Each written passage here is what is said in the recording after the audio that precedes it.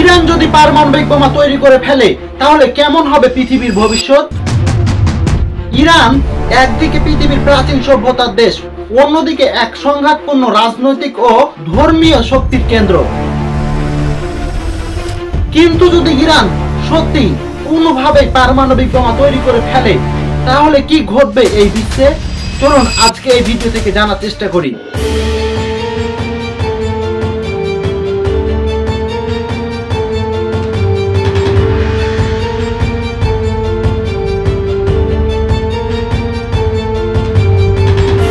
আসসালামু আলাইকুম everyone. Iran পারমাণবিক বোমার খুব কাছাকাছি পৌঁছে গিয়েছে, এমনটাই দাবি করেছেন যুক্তরাষ্ট্র ও ইসরায়েল।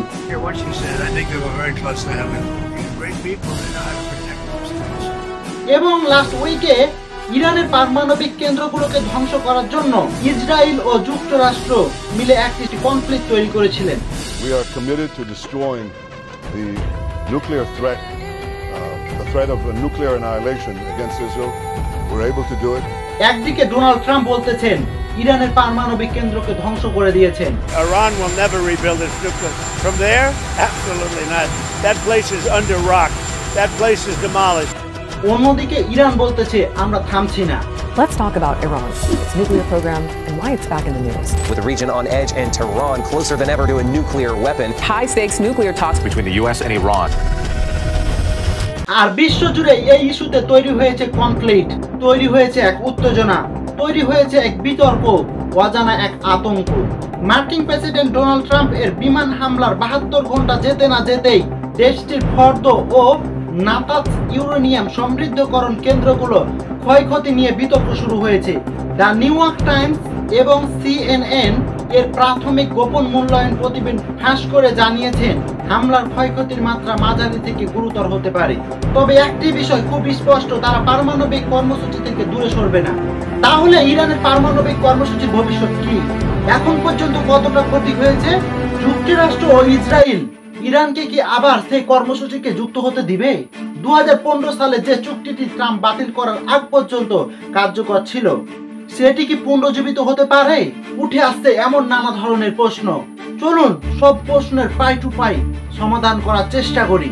ইরানের সর্বোচ্চ নেতা আয়াতুল্লাহ আলী খামেনি বলেছেন হামলায় ইরানের পারমাণবিক স্থাপনাগুলো তেমন গুরুতর কোনো ক্ষতি হয়নি।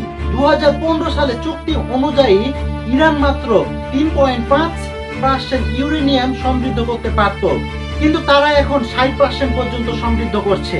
তবে আর মাত্র 30% যোগ করে যদি 90% করতে পারে তবে পারমাণবিক অস্ত্র তৈরি করা সম্ভব। This is a bomb. This is a fuse. In the case of Iran's nuclear plans to build a bomb, this bomb has to be filled with enough enriched uranium. And Iran has to go through 3 stages. Where's Iran? Iran's completed the first stage. Now they're well into the second stage. And by next spring, at most, by next summer, at current enrichment rates, they will have finished the medium enrichment and move on to the final stage. From there, it's only a few months, possibly a few weeks, before they get enough enriched uranium for the first bomb. If these are the facts, and they are, where should a red line be drawn? A red line should be drawn right here. Donald Trump দেশকে 2018 সালে সেই চুক্তি থেকে বের করে এনেছিল এবং সে সময় এক উত্তেজনাপূর্ণ মোমেন্ট তৈরি হয়েছিল।